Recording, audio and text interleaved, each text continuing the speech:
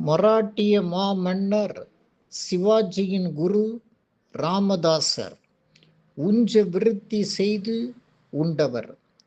தனக்கென்று எதுவும் சமைக்காமல் வீடுகள் தோறும் யாசகம் பெற்று உண்பதே உஞ்ச விருத்தி.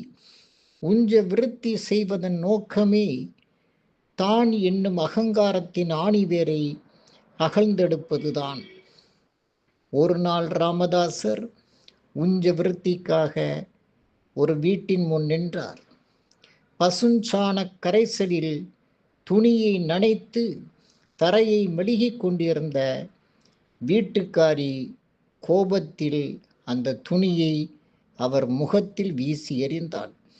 ராமதாசர் தன் ஆசிரமத்திற்கு திரும்பியதும் அந்த துணியை நீரில் சுத்தம் செய்து நூல் இலைகளாக பிரித்தெடுத்து அவற்றை திரிகளாக திரித்து விளக்கேற்றி, கடவுளே, அந்த பெண்ணுக்கு ஏதோ ஒரு மனப்பாரம், அதை போக்கிவிடு என்று நெஞ்சம் நெகிழ்ந்த நிலையில் பிரார்த்தித்தார்.